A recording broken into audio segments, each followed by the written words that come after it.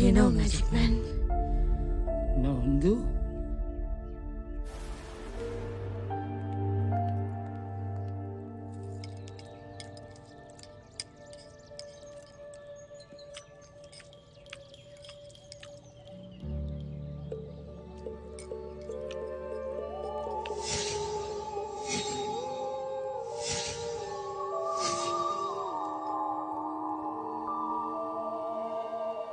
sir